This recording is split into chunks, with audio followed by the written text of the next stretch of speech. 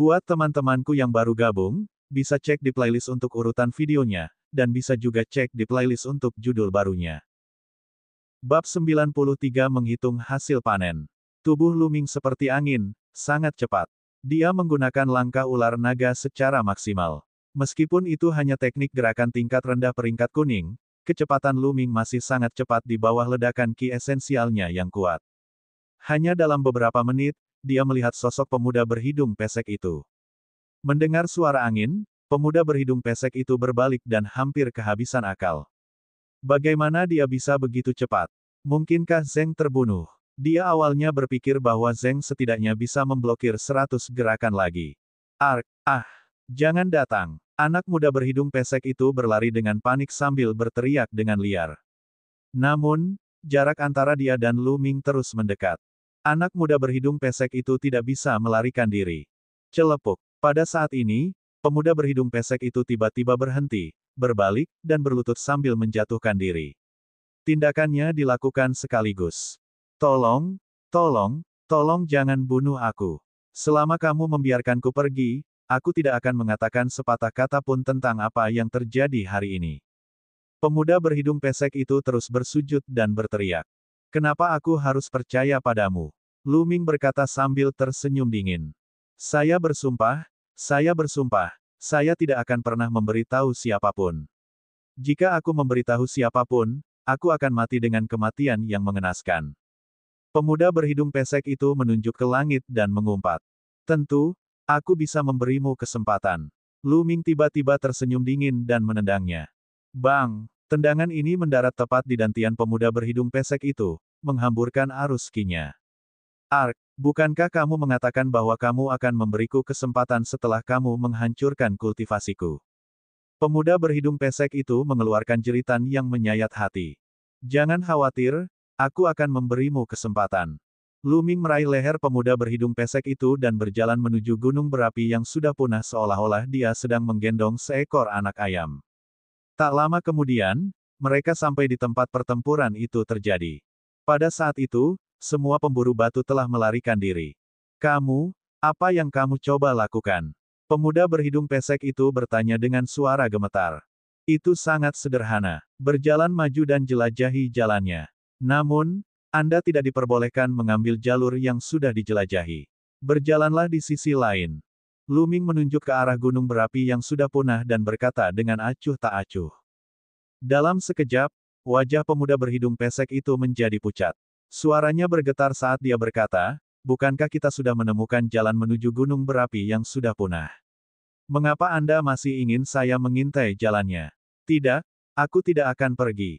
Tidakkah kamu suka meminta orang lain membantumu menemukan jalannya? Sekarang, saya ingin Anda mencobanya sendiri. Tidak apa-apa jika kamu tidak ingin pergi, tapi aku akan mengirimmu untuk bersatu kembali dengan kakak-kakak senior dan juniormu sekarang. Luming mengayunkan tombak panjangnya. Tombak itu bersinar dan niat membunuh yang dingin menyelimuti pemuda berhidung pesek itu. Tidak, kamu tidak bisa melakukan ini padaku. Ada bahaya di mana-mana. Aku akan mati jika aku pergi. Aku mohon padamu, biarkan aku pergi. Pemuda berhidung pesek itu dipenuhi keringat dingin dan tubuhnya gemetar tanpa henti. Terutama ketika dia memikirkan bagaimana para pemburu batu dibakar sampai mati, dia bergidik. Sebelumnya, ketika dia menyaksikan orang lain pergi menjelajahi jalan, dia menyombongkan diri dan bertindak arogan, seolah-olah dia sedang menyaksikan semut berjuang di ranjang kematiannya. Dia sama sekali tidak merasa kasihan. Tapi sekarang, ketika tiba gilirannya, dia lebih takut dari siapapun. Ini adalah satu-satunya kesempatanmu. Kesabaran saya terbatas. Saya akan menghitung sampai 3. Jika Anda tidak pergi setelah jam 3, maka Anda tidak perlu pergi. Suara Luming sangat dingin. Untuk menghadapi orang seperti itu, apa yang lebih memuaskan daripada memberinya rasa obatnya sendiri? 1, 2, aku akan pergi, aku akan pergi. Ketika Luming hendak mengatakan 3, pemuda berhidung pesek itu akhirnya tidak bisa menahan tekanan dan berteriak. Kemudian, tubuhnya gemetar dan dia berjalan maju selangkah demi selangkah. Semakin jauh dia berjalan, tubuhnya semakin gemetar. Ketika dia telah berjalan lebih dari 100 meter, bau busuk keluar, dan dia sangat takut hingga dia buang air kecil. Bas! Tiba-tiba, sebuah gas keluar dari bawah kakinya. Pemuda berhidung pesek itu begitu ketakutan hingga jiwanya terbang keluar dari tubuhnya. Dia menjerit dan langsung jatuh. Lu Ming mengerutkan kening. Dia berjalan untuk melihat dan langsung terdiam. Wajah pemuda berhidung pesek itu pucat pasi. Dia tidak bernapas sama sekali. Dia sebenarnya ketakutan setengah mati oleh aliran udara panas. Lu Ming menggelengkan kepalanya dan berjalan kembali untuk mengambil rampasannya. Ini adalah murid-murid sekolah pedang yang ada di mana-mana. Mereka pasti membawa banyak barang berharga. Lu Ming tidak akan melewatkan kesempatan ini. Saat dia mencari rampasan perang, dia melahap esensi darahnya satu persatu. Setelah pencarian, Lu Ming meninggalkan tempat itu dan kembali ke area luar. Dia kemudian memasuki kuil tertinggi dan mulai memurnikan esensi darah. Sekarang kultivasi Lu Ming telah mencapai alam master kelas 8, esensi darah seniman bela diri di bawah alam master kelas 8 tidak ada gunanya baginya. Hanya mereka yang berada di atas alam master kelas 8 yang bisa membantu. Setelah memurnikan semua esensi darah dari murid sekolah pedang segala arah, kultivasi Lu Ming telah meningkat sampai batas tertentu. Namun, jumlahnya tidak banyak. Dia masih jauh dari ranah master kelas 8 menengah. Setelah memurnikan esensi darah, Lu Ming mulai memeriksa rampasan perangnya. Dengan lambaian tangannya, dua cincin penyimpanan muncul.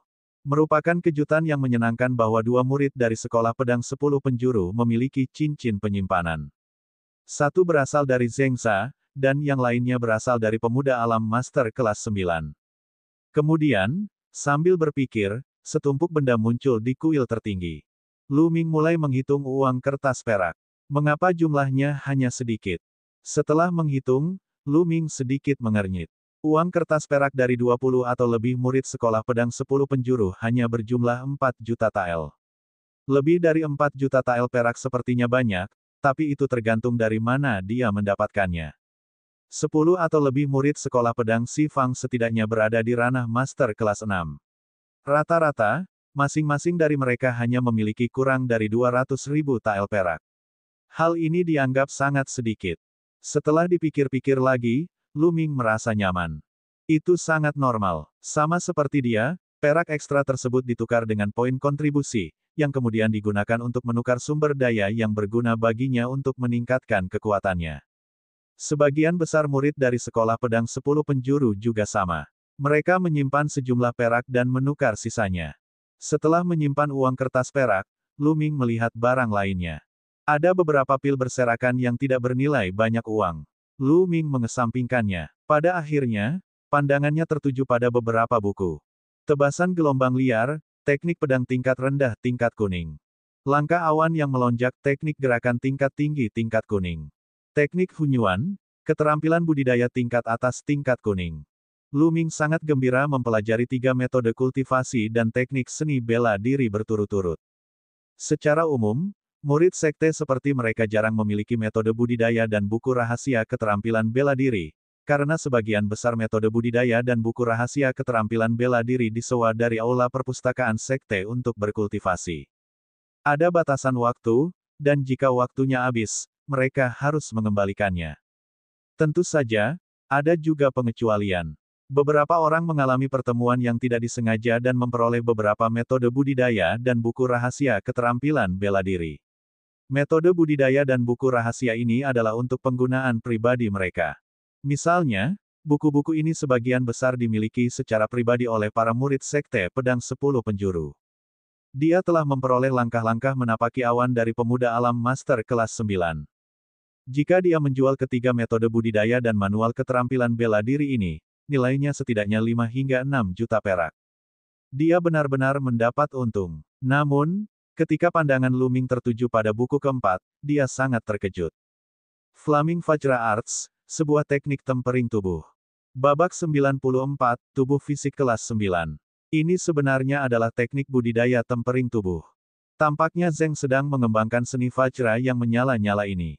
Teknik budidaya pengendalian tubuh sangat jarang terjadi di benua hutan belantara surgawi.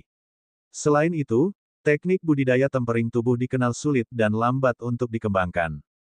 Dengan mengembangkan teknik tempering tubuh seseorang akan terus menjadi lebih kuat dan memiliki segala macam kemampuan yang luar biasa. Menurut kekuatan tubuh, tubuh dibagi menjadi 9 tingkatan. Peringkat pertama adalah yang terlemah dan peringkat ke-9 adalah yang terkuat. Ada 3 tingkatan, tingkat bawah, tingkat atas, dan tingkat puncak.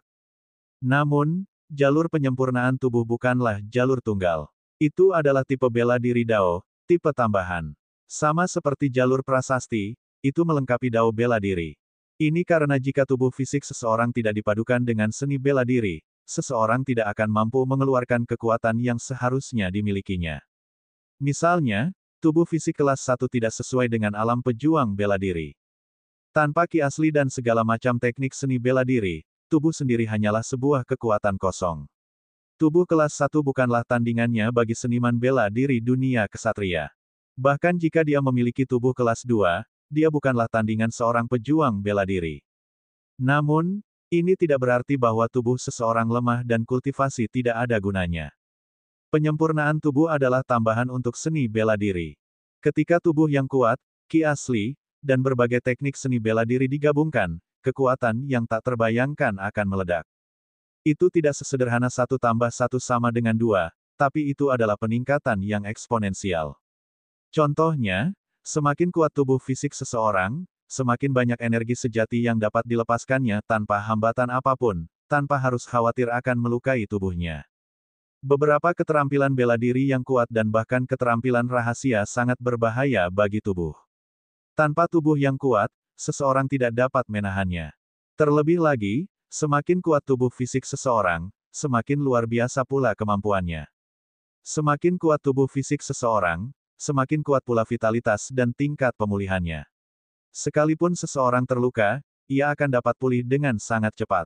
Dikatakan bahwa ketika tubuh fisik seseorang cukup kuat, seseorang dapat mengontrol otot, tulang, dan tulang seluruh tubuh. Mereka dapat mengontrol setiap helai otot, dan mereka dapat langsung menutup luka saat terluka. Ia juga bisa mengendalikan otot dan tulangnya untuk mengubah bentuk dan penampilannya. Sungguh luar biasa. Jika dia lebih kuat, dia bahkan bisa menumbuhkan kembali anggota tubuh yang terputus atau bahkan menumbuhkan kembali setetes darah. Tentu saja, ini hanyalah legenda. Oleh karena itu, jalur pemurnian tubuh hadir untuk mendukung jalur pencaksilat. Jika dipadukan dengan seni bela diri, bisa menghasilkan kekuatan yang dahsyat. Zheng Za adalah contoh yang baik. Dia tidak mengembangkan teknik seni bela diri tingkat hitam, tetapi tubuh fisiknya jauh lebih kuat daripada Lu Ming. Dengan teknik seni bela diri tingkat atas tingkat kuning, dia bisa mengeluarkan kekuatan yang bisa bersaing dengan Lu Ming. Hal ini terutama berlaku bagi beberapa seniman bela diri jarak dekat yang mengembangkan teknik telapak tangan, tinju, dan cakar. Jika mereka menggabungkannya dengan tubuh yang kuat, kekuatan mereka akan meningkat ke tingkat yang menakutkan. Lu Ming buru-buru membuka seni Vajra yang menyala-nyala dan membacanya. Setelah menontonnya, Lu Ming berpikir keras. Seni api Titan paling banyak memungkinkan seseorang untuk mengolah tubuh kelas 3. Dari kelihatannya, Zheng seharusnya hanya berkultivasi ke lingkaran besar kelas 1, bukan kelas 2. Cukup, jika saya bisa mengolah tubuh kelas 3, kekuatan saya akan meningkat setidaknya beberapa kali lipat. Mata Lu Ming berangsur-angsur bersinar. Ini bukan hanya untuk pertunjukan. Ketika tingkat kultivasi seorang seniman bela diri meningkat, ki sejati mereka juga akan perlahan melemahkan tubuh fisik mereka, membuatnya lebih kuat. Namun prosesnya terlalu lambat. Dikatakan bahwa begitu seseorang mencapai alam Grandmaster seni bela diri, tubuh fisiknya secara alami akan meningkat ke kelas 1. Namun, itu tidak cukup untuk memenuhi kebutuhan seorang seniman bela diri. Semakin kuat kultivasi seseorang, ki asli seseorang akan semakin kuat dan padat. Tekanan pada meridian dan tubuh fisik seseorang juga akan lebih kuat. Oleh karena itu, ketika seorang seniman bela diri bertarung, dia secara tidak sadar akan mempertahankan sebagian ki aslinya untuk melindungi meridian dan tubuh fisiknya. Biasanya, seseorang dapat melepaskan 100% kekuatannya, namun dalam arti sebenarnya, seseorang bahkan tidak dapat melepaskan 100% kekuatannya. Itu sudah cukup bagus untuk melepaskan 80%. Namun, hanya setelah tubuhnya menjadi kuat barulah dia tidak memiliki kekhawatiran dan mampu melepaskan semua ki aslinya. Hal ini terutama berlaku untuk Lu Ming. Ki esensialnya terlalu kuat dan kental. Oleh karena itu, dia secara tidak sadar meninggalkan ki yang lebih penting untuk melindungi meridian dan tubuh fisiknya. Oleh karena itu, bagi Lu Ming, seni Vajra yang menyala-nyala ini lebih penting daripada teknik seni bela diri tingkat hitam.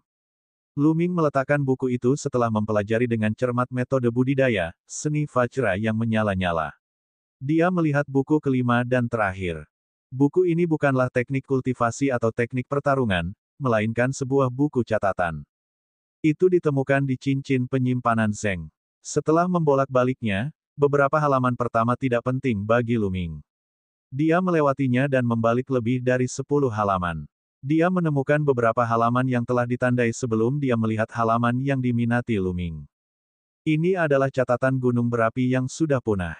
Sehingga gunung berapi yang tidak aktif itu mengandung susu roh api, yang sangat berguna untuk melatih seni Vajra yang menyala-nyala. Jadi harta karun yang dicari Zeng adalah susu roh api. Mata Lu Ming berbinar setelah membacanya. Awalnya, kemajuan teknik body tempering sangat lambat. Lu Ming tidak berharap untuk mengembangkan seni Vajra yang menyala-nyala ke tingkat yang mendalam dalam waktu singkat. Ini tidak akan banyak berguna dalam waktu singkat. Namun, akan berbeda jika dia memiliki susu roh api. Dia mungkin bisa menguasai seni Vajra api yang mengamuk dalam waktu singkat. Dia tidak membutuhkan banyak. Selama dia bisa mengolah tubuh kelas 1, itu akan sangat membantu kekuatan tempur Lu Ming. Ayo pergi. Karena kami tahu, kami tidak boleh melewatkan ini. Setelah membereskan barang-barangnya, Lu Ming mendapat ide. Dia meninggalkan kuil tertinggi dan menuju wilayah tengah, kembali ke sekitar gunung berapi yang sudah punah. Mengaum, mengaum, raungan binatang iblis terdengar. 5 atau 6 binatang iblis menahan mayat murid sekte pedang 10 penjuru di mulut mereka dan melarikan diri. Pasti bau darah yang menarik perhatian binatang iblis itu.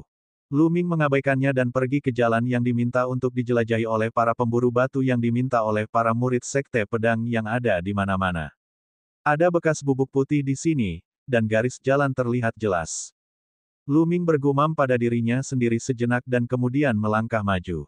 Dia tidak berjalan terlalu cepat. Dia mengedarkan ki aslinya ke seluruh tubuhnya dan mengamati tanah dengan seluruh perhatiannya. Medan di kawasan ini terus berubah. Hanya karena sebelumnya baik-baik saja bukan berarti sekarang baik-baik saja. Untungnya tidak ada kecelakaan di sepanjang perjalanan.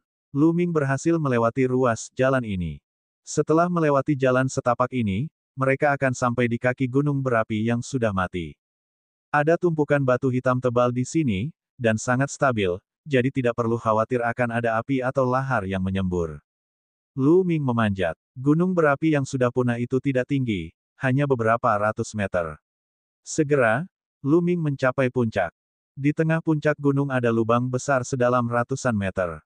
Di bawahnya ada kristal hitam yang sehitam tinta. Menurut catatan kuno keluarga Zeng, susu roh api berada tepat di bawah gunung berapi ini. Tanpa ragu-ragu, Lu Ming turun perlahan di sepanjang dinding. Segera, dia menuruni gunung berapi yang sudah punah dan mencapai dasarnya. Kristal hitam di bawahnya sangat keras, dan di dalam dinding gunung berapi yang sudah punah, terdapat lubang yang dalam. Di dalam lubang, Lu Ming melihat sekilas ramuan spiritual. Ramuan spiritual ini berwarna merah menyala dan memancarkan kilau seperti kristal. Rumput kristal api. Lu Ming sangat gembira melihat ramuan spiritual itu. Ini adalah salah satu bahan yang dibutuhkan untuk mengembangkan teknik naga perang sejati tingkat ketiga. Lu Ming datang ke ladang api Lingnan dengan tujuan menemukan rumput kristal api. Sayangnya dia belum pernah menemukannya, tapi dia tidak menyangka akan menemukannya di sini. Bab 95 Memurnikan Tubuh. Tidak hanya itu, ketika Lu Ming berjalan mendekat untuk melihat, ada genangan cairan di akar rumput kristal api. Jumlahnya tidak banyak, tapi warnanya merah menyala dan memiliki perasaan seperti kristal, seperti terbentuk dari batu giok api yang meleleh. Susu roh api, ini susu roh api. Lu Ming sangat gembira. Memang ada susu roh api di sini. Pantas saja rumput kristal api bisa tumbuh di sini. Susu roh api adalah harta langka surga dan bumi. Itu hanya bisa terbentuk di tempat dengan ki spiritual tipe api yang sangat kaya, dan mengandung esensi tipe api yang kaya. Lu Ming melangkah maju dan dengan lambaian tangannya, sebuah kotak giok dan botol giok muncul. Kotak giok itu terbuat dari batu giok putih biasa. Lu Ming telah mempersiapkannya sendiri untuk menyimpan ramuan spiritual. Botol giok ditemukan di cincin penyimpanan Zeng. Itu terbuat dari giok api, dan sempurna untuk menyimpan susu spiritual api. Dia mengeluarkan pedang, dengan hati-hati menggali rumput kristal api, dan memasukkannya ke dalam kotak giok. Kemudian, dia mengedarkan ki aslinya dan menyedot susu roh api ke dalam botol giok. Cukup banyak, setidaknya 2 kati. Lu Ming sangat gembira. Dia mengira ini akan menjadi peluang besar untuk memiliki 1 kati. Dia tidak menyangka punya 2 kati. Jika saya memurnikan semua susu roh api ini, seberapa kuat tubuh fisik saya? Setidaknya, saya bisa berkultivasi ke peringkat 1 atas, kan? Lu Ming merenung dalam hatinya dan menyimpan barang-barang itu. Dia tidak berhenti dan naik ke sepanjang dinding batu. Itu adalah perjalanan yang mulus dan dia tidak menemui ancaman apapun. Segera, Lu Ming keluar dari area tengah dan kembali ke area luar. Setelah kembali ke area luar, Lu Ming langsung memasuki kuil tertinggi. Duduk bersila, Lu Ming mengeluarkan seni Vajra yang menyala-nyala dan mempelajarinya secara mendetail. Lalu, dia mengeluarkan botol giok yang berisi susu roh api. Sekarang, gunakan susu roh api untuk melatih seni Vajra api yang mengamuk. Lu Ming membuka botol itu dan merenung sejenak. Lalu, dia menyesapnya sedikit. Ledakan. Dia menelan sedikit susu roh api dan susu itu segera meletus seperti gunung berapi. Itu memancarkan aura panas dan energi kekerasan yang memenuhi seluruh tubuh Lu Ming. Tubuh Lu Ming seperti bola api. Sarang, energi susu roh api ini terlalu menakutkan. Ini telah melampaui imajinasiku. Panas sekali dan menyakitkan.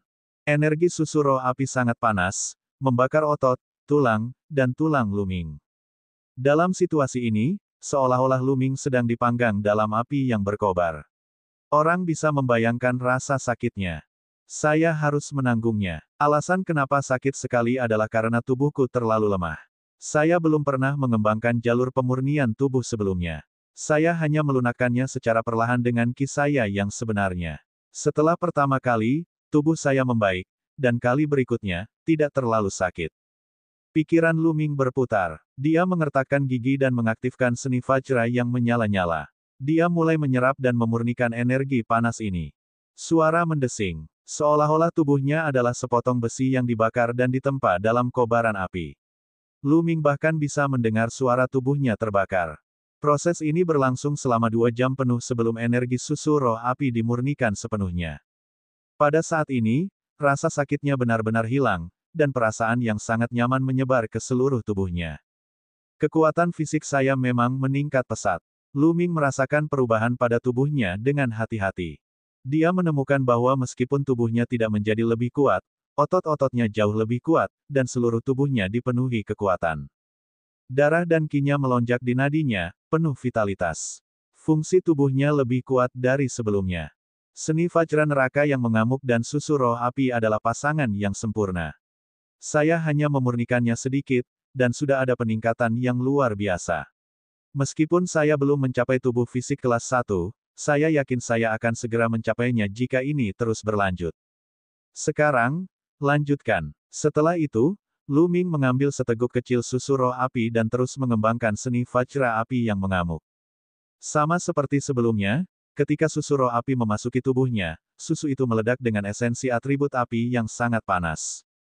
Aku ingin tahu apakah garis keturunan pemakan roh berguna untuk susu roh api.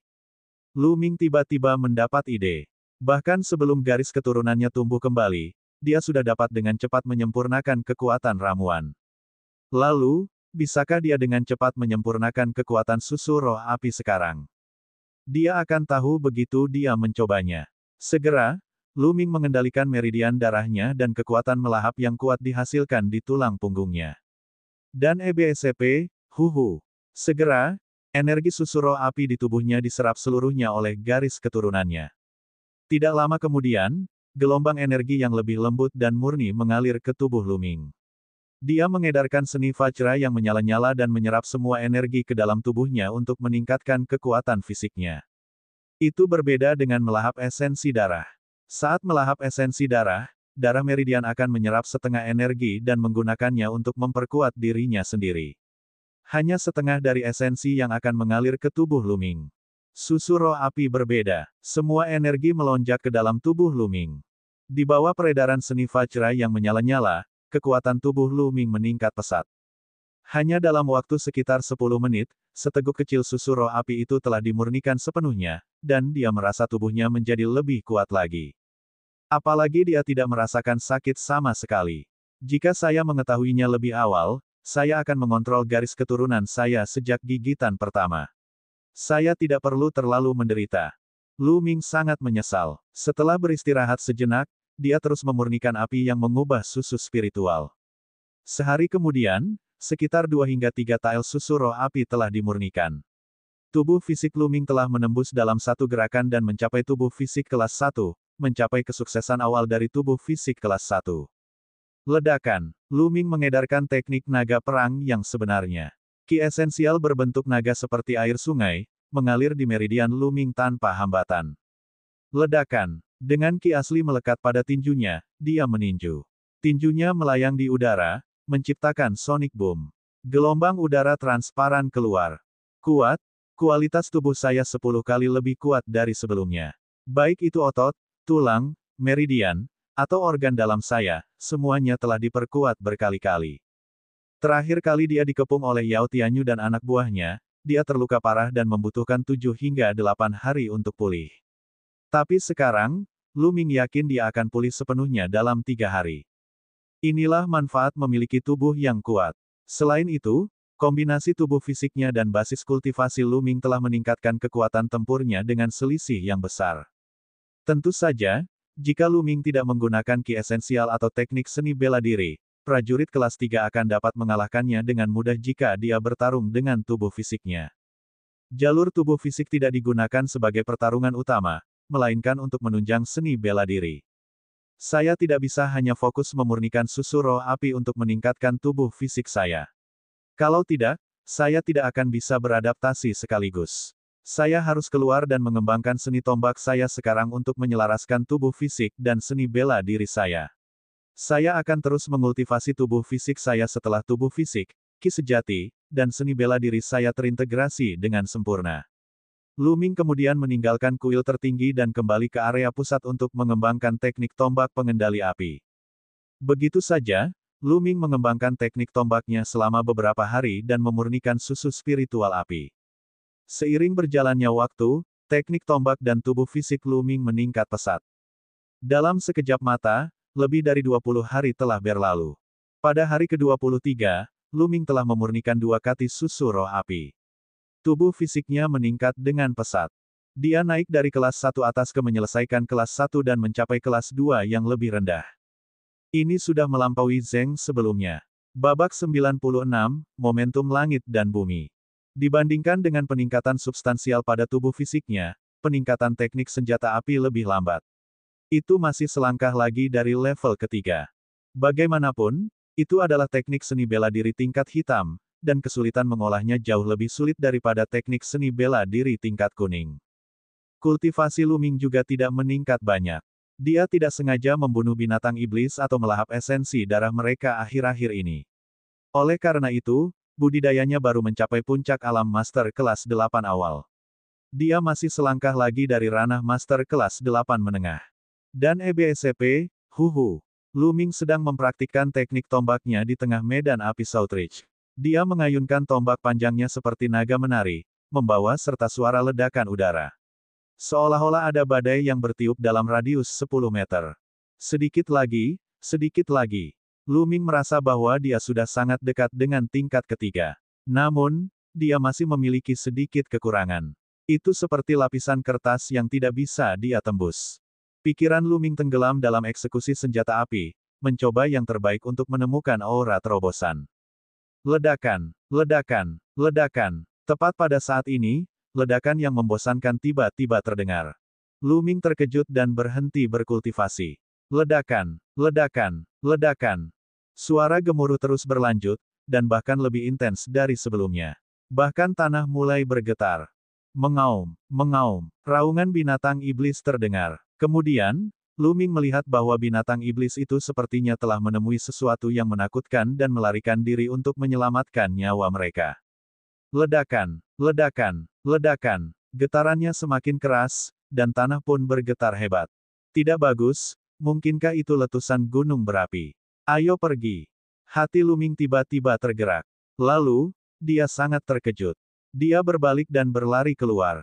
Sepanjang jalan, dia melihat setidaknya beberapa ratus binatang iblis berlari dari dalam ke pinggiran.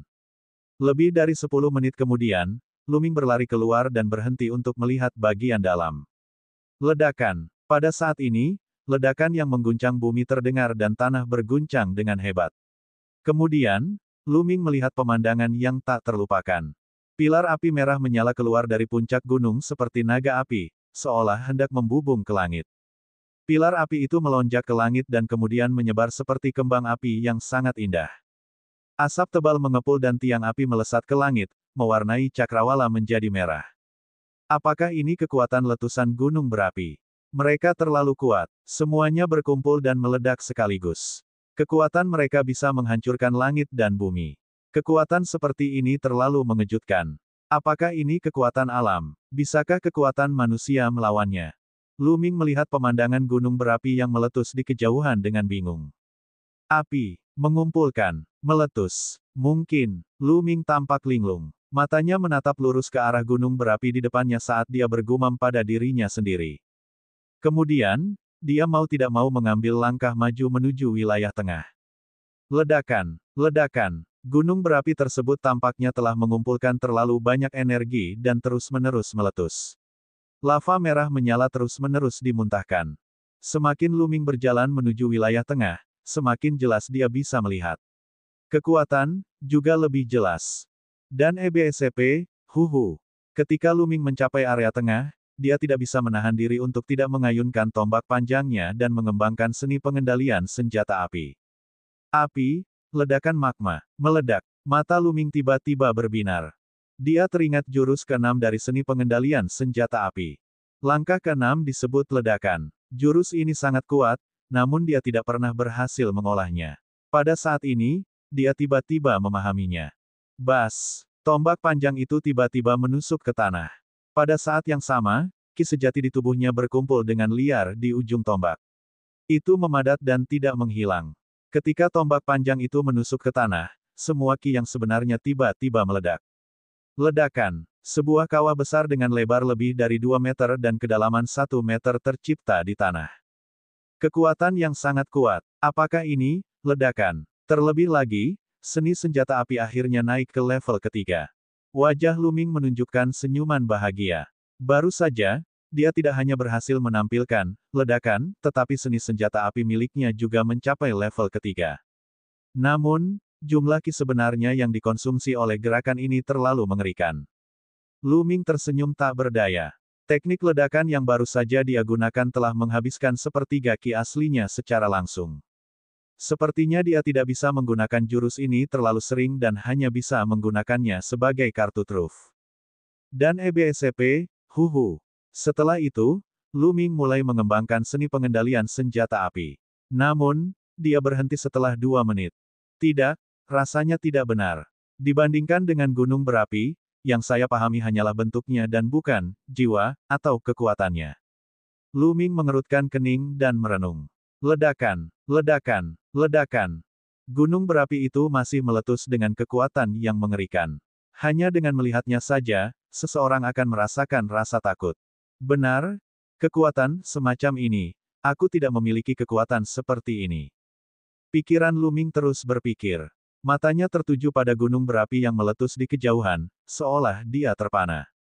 Setelah waktu yang tidak diketahui, letusan gunung berapi telah berhenti. Namun, dia masih berdiri di sana dan merenung. Dalam benaknya, seolah-olah gunung berapi muncul dan terus meletus. Tanpa disadari, tombak panjang di tangan Luming mulai menari mengikuti gerakan seni pengendalian senjata api. Dan EBSCP, Cahaya tombak bersiul dan tombak panjang itu menembus udara. Luming berkultivasi tanpa lelah. Tiba-tiba, Luming mengangkat alisnya dan matanya berbinar. Benar, kekuatan gunung berapi. Kekuatan api, adalah kekuatan kendali. Ledakan. Luming tiba-tiba menusukkan tombaknya. Itu hanyalah tombak biasa dan bukan salah satu jurus dalam teknik senjata api. Namun, ada kekuatan misterius yang terkandung di dalamnya. Ledakan. Gerakan ini menusuk ke dalam tanah. Tanah tiba-tiba meledak, membuat kerikil beterbangan, dan sebuah lubang besar muncul. Lubang besar ini tidak lebih kecil sedikit pun dari yang dia buat dengan gerakan ledakan. Memaksa. Ini adalah energi api. Mata Lu Ming sangat cerah. Dia tidak bisa menahan kegembiraan di hatinya. Kali ini, ia mendapat banyak manfaat dari menyaksikan letusan gunung berapi. Dia tidak hanya memiliki terobosan dalam teknik pengendalian senjata api, tetapi dia juga memahami kekuatan kendali. Segala sesuatu di dunia ini memiliki kekuatannya sendiri. Sebuah gunung, dengan momentum, sebuah gunung, sangat megah dan luas. Air memiliki momentum, air. Itu bisa menimbulkan gelombang besar dan juga bisa memupuk kehidupan. Angin juga memiliki momentum, angin yang mampu menghancurkan segalanya dan mengubah segalanya menjadi ketiadaan. Api tentu saja punya momentum tersendiri. Itu sangat panas, kejam, dan merusak. Segala sesuatu di dunia ini mempunyai momentum. Jika seorang seniman bela diri bisa memahaminya dan menggunakannya, dia bisa mengeluarkan kekuatan yang luar biasa. Baru saja, tembakan biasa Lu Ming sebenarnya sama kuatnya dengan gerakan ledakan. Lalu bagaimana jika dia menambahkan kekuatan kendali saat dia menggunakan ledakan? Seberapa kuatkah itu? Lu Ming sangat bersemangat. Dia tidak pernah menyangka bahwa dia benar-benar bisa memahami energi kendali, energi api. Kekuatan, bukanlah sesuatu yang bisa dipahami oleh sembarang orang. Hanya sebagian kecil dari orang jenius yang sangat berbakat yang dapat memahaminya, dan jumlahnya sangat kecil. Bahkan lebih jarang lagi yang bisa memahami kekuatan kendali di alam master. Sejak berdirinya Sekte Pedang Mistik, tidak banyak orang yang mampu melakukannya. Bab 97, Raja Pendatang Baru dari tahun lalu. Setelah itu, Lu Ming terus berkultivasi. Dia baru berhenti setelah 3 hari. Saya sudah sepenuhnya menguasai kekuatan api, tetapi tingkat apinya masih sangat rendah. Saya baru saja memulai. Di masa depan, saya harus terus berkultivasi dan memahaminya. Sudah waktunya untuk kembali. Saya telah berada di lapangan api selatan selama lebih dari 40 hari, dan hanya tersisa kurang dari sebulan sebelum batas waktu 4 bulan yang saya janjikan kepada Feng Wu. Aku tidak bisa menarik kembali kata-kataku. Yao Tianyu, tunggu saja. Karena kebiasaan, Lu Ming mencari sekeliling dan menangkap binatang iblis. Dia mengendarai binatang iblis itu dan dengan cepat kembali ke Sekte Pedang Mistik. Lu Ming kembali ke Sekte Pedang Mistik 5 hari kemudian. Kakak senior Lu Ming, kamu kembali. Begitu dia memasuki asrama, dia bertemu dengan Pang Xi dan Hua Qi, yang sedang berjalan keluar bersama. Ketika Pang Xi melihat Lu Ming, dia tersenyum bahagia. Batu besar, mau kemana? Lu Ming bertanya dengan rasa ingin tahu. Kakak senior Lu Ming, kamu kembali tepat pada waktunya. Akan ada pertunjukan yang harus ditonton. Feng Fengli dari Onyx Tortoise Hall akan bertarung ke-10 di platform perunggu hari ini. Jika dia memenangkan pertarungan ini, akan ada satu orang lagi di peringkat perunggu. Pang Xi berkata dengan penuh semangat. Feng Xingli. Siapa Feng Xingli? Lu Ming terlihat bingung. Mustahil. Lu Ming, kamu bahkan tidak mengenal Feng Xingli. Hua Qi memandang Lu Ming dengan jijik. Lu Ming menyentuh hidungnya sambil tersenyum pahit dan mengangguk. Baiklah, aku kalah darimu. Hua Qi terdiam. Dia cemberut dan berkata, Feng Xingli adalah raja pemula setahun yang lalu. Pernahkah kamu mendengar tentang dia? Petik 2. Raja pemula dari tahun lalu. Ketertarikan Lu Ming langsung terguncang. Itu benar. Dia adalah raja pendatang baru dari tahun lalu. Oleh karena itu, pertempuran ini sangat berarti. Di antara dua kelompok murid, yang pertama mulai memasuki peringkat perunggu. Yang lain belum dewasa, jadi sudah menarik banyak perhatian. Hua Qi menjelaskan. Setelah kejadian terakhir kali, sikap Hua Qi terhadapnya telah berubah total. Dia tidak lagi memiliki wajah yang bau sepanjang hari, berteriak bahwa dia akan mengalahkannya di masa depan. Menarik. Ayo pergi bersama. Lu Ming sangat menantikannya. Seberapa kuatkah raja pendatang baru dari tahun lalu? Apalagi dia awalnya pergi ke platform perunggu. Ketiganya segera bergegas menuju platform perunggu. Platform perunggu terletak di tengah-tengah 4 akademi besar. Itu adalah platform pertarungan. Platform perunggu ini dikelilingi oleh 4 stand besar yang dapat menampung 100.000 orang. Ketika Lu Ming dan yang lainnya tiba, tribun di sekitar platform perunggu sudah dipenuhi orang. Sekilas, setidaknya ada puluhan ribu orang. Itu terlalu hidup. Begitu banyak orang yang datang. Mata Pangxi membelalak saat dia melihat sekeliling. Lu Ming juga diam-diam kagum. Hanya ada sekitar 50.000 murid perunggu dari 4 akademi besar. Kali ini, tidak kurang dari 30.000 orang telah datang. Jelas sekali betapa sensasionalnya hal ini.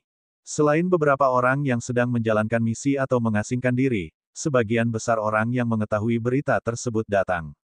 Mereka bertiga menemukan tempat untuk duduk, dan orang-orang di sekitar mulai berdiskusi. Apakah menurut Anda Feng Xingli akan berhasil dalam tantangannya? Lawannya juga orang yang kejam dengan 9 kemenangan berturut-turut. Menurutku, Feng Li pasti menang. Dia adalah murid baru Raja tahun lalu. Dia sangat berbakat. Sebagai murid pertama yang masuk peringkat perunggu di 2 angkatan terakhir, dia harus sangat percaya diri. Saya juga berpikir Feng Xingli akan menang. Tidakkah kamu melihat Feng Xingli melakukan 9 pertarungan berturut-turut kemarin? Dia memenangkan ke-9-nya. Kekuatan tempurnya sangat menakutkan. Saya rasa dia bahkan belum menggunakan kekuatan penuhnya. 10 kemenangan beruntun pasti tidak akan menjadi masalah. Yang lebih saya khawatirkan adalah apakah Feng Xingli akan terus menantang setelah dia menang. Lanjutkan tantangannya. Maka saya harus menantang para jenius di peringkat perunggu. Jika itu masalahnya, aku akan memeriksanya dengan baik hari ini. Tidak hanya di kawasan ini, orang-orang di sekitar platform perunggu pun turut membicarakan hal ini. Feng Xingli adalah orang pertama yang mencapai peringkat perunggu, jadi dia secara alami menarik banyak perhatian. Sebelumnya, peringkat perunggu diisi oleh murid jenius yang bergabung dengan Sekte Pedang Mistik 2 tahun lalu. Misalnya, Yao Tianyu bergabung 2 tahun lalu. Feng Xingli ada di sini. Tiba-tiba seseorang berteriak. Setelah itu, seluruh tempat menjadi sunyi. Seorang pria muda berkemeja kuning sedang berjalan ke arah mereka dari pintu masuk utara platform perunggu. Pemuda itu berpenampilan biasa saja, namun usianya masih sangat muda. Dia tampak baru berusia 16 atau 17 tahun. Dengan pedang panjang di punggungnya, dia perlahan naik ke platform perunggu. Lalu, dia berdiri di sana dengan tenang. Saat ini, seorang pria parubaya berjalan ke platform perunggu. Pria parubaya ini adalah penatua yang bertugas mengelola dan memimpin platform perunggu. Dia juga hakimnya. Dia akan mengatur situasi duel di platform perunggu dan melaporkannya ke sekte. Feng Xingli, lawanmu hari ini adalah Sun Guang. Sun Guang, silakan naik ke panggung. Hakim parubaya mengumumkan dengan lantang, suaranya bergema di seluruh pengadilan. Bas, begitu hakim selesai berbicara, suara robekan udara terdengar. Seorang pemuda berusia sekitar 18 atau 19 tahun melompat beberapa kali dan bergerak secepat kilat. Dia jauh lebih cepat daripada Lu Ming ketika dia menggunakan langkah ular naga dengan kekuatan penuh. Dia mendarat di platform perunggu dalam sekejap, menunjukkan teknik gerakannya yang sangat brilian. Sangat cepat. Dengan teknik gerakan seperti ini, aku bahkan tidak akan bisa bereaksi tepat waktu jika aku melawannya. Banyak orang menghela nafas. Sun Guang melompat ke platform perunggu dan berdiri di hadapan Feng Xingli. Feng Xingli, aku tidak menyangka ini akan menjadi pertarungan antara kita berdua. Haha, itu bagus. Selama aku mengalahkanmu, aku akan bisa masuk peringkat perunggu. Meskipun kamu adalah raja generasi baru setahun yang lalu dan memiliki bakat luar biasa, kamu masih terlalu muda. Masih terlalu dini bagimu untuk melawanku. Sun Guang tertawa. Seseorang mengatakan hal yang sama kemarin, tapi dia tidak bisa memblokir pedangku. Suara tenang Feng Xingli keluar dari mulutnya. Dia tampak sangat percaya diri. Wajah Sun Guang tiba-tiba menjadi gelap. Saya yakin semua orang mengetahui aturan platform perunggu. Namun, saya ingin menjelaskan kembali aturannya di sini. Di platform perunggu, seseorang bertanggung jawab atas hidup dan mati dirinya sendiri. Namun, selama satu orang mengaku kalah, pertarungan akan berakhir. Orang lain tidak diperbolehkan untuk terus menyerang. Jika ada yang melanggar aturan ini, semua hasil akan dibatalkan. Juga, Anda dapat menggunakan cara apapun kecuali pil dan obat lain untuk meningkatkan kekuatan tempur Anda. Sekarang, pertempuran dimulai. Hakim parubaya mengumumkan dengan keras dan kemudian menyingkir. Bas, begitu hakim selesai berbicara, tubuh Sun Guang bersinar dan dia menyerang Feng Xingli. Dia bahkan lebih cepat dibandingkan saat dia berada di atas panggung. Pedang pemisah cahaya bayangan bulan, tebas. Ketika dia berada 10 meter dari Feng Xingli, Sun Guang melompat tinggi dan mengayunkan pedangnya. Pedang Qi yang padat dan berbentuk bulan sabit menebas ke arah Feng Xingli. Teknik pedang yang sangat kuat. Ini jelas merupakan teknik seni bela diri tingkat atas tingkat 6 tingkat kuning. Seseorang di dekat Lu Ming tidak bisa menahan diri untuk tidak bersorak. Tatapan Lu Ming sedikit berkedip. Dia tahu bahwa Sun Guang tidak hanya mengembangkan teknik pedang kelas atas tingkat kuning ke tingkat ke-6, tetapi teknik tubuhnya juga berada di tingkat ke-6 dari teknik tubuh kelas atas tingkat kuning. Selanjutnya, budidayanya berada di puncak alam master kelas 9. Dengan tambahan garis keturunannya, kekuatan tempurnya tidak bisa dikatakan lemah. Eksistensi yang mampu meraih 9 kemenangan berturut-turut memang luar biasa. Babak 98, seorang jenius baru dalam daftar perunggu. Bas. Saat ini, Feng Xingli bergerak. Dengan teriakan pedang, dia menghunus pedangnya. Tidak banyak orang yang melihat dengan jelas bagaimana dia mencabut pedangnya. Kebanyakan orang hanya mendengar suara pedang, dan kemudian melihat cahaya pedang putih menyala di udara. Kemudian, semua orang melihat pedang padat Qi yang ditebas Sun Guang menghilang tanpa jejak. Kemudian, Sun Guang mendengus dan tubuhnya terbang jauh, jatuh di atas ring pertempuran. Apa yang sedang terjadi? Banyak orang saling berpandangan, tidak mengetahui apa yang terjadi, karena terjadi terlalu cepat. Banyak orang hanya melihat Sun Guang melancarkan serangan, lalu melihat kilatan cahaya pedang, dan Sun Guang terbang keluar. Ini, apa yang terjadi? Apakah Sun Guang kalah? Di sampingnya, lidah Pang Xi keluh. Hua Qi juga bingung. Benar, Sun Guang kalah. Dia dikalahkan oleh Feng Xingli dengan satu serangan. Lihatlah dada Sun Guang, ada luka. Lu Ming menjawab. Orang di samping Lu Ming dengan cepat menoleh. Memang, dia melihat luka pedang yang dalam di dada Sun Guang. Darah mengalir terus-menerus.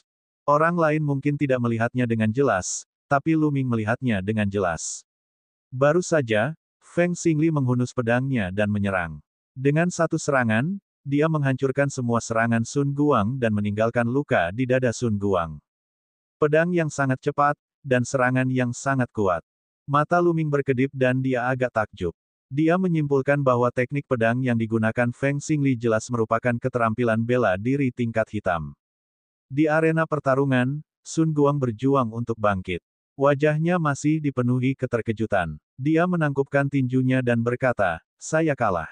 Terima kasih telah menunjukkan belas kasihan, saudara muda Feng." Dia tahu bahwa jika Feng Xingli tidak menarik kembali sebagian dari kekuatannya, dia pasti sudah mati.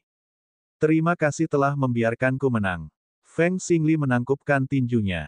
Sun Guang tidak berkata apa-apa lagi. Dia berbalik dan meninggalkan arena pertarungan, menghilang tanpa jejak. Jika dia dikalahkan, pencapaian masa lalunya akan dibatalkan dan dia harus mengumpulkannya lagi. Hakim Parubaya melangkah maju dan mengumumkan, Feng Xingli adalah pemenang pertarungan ini.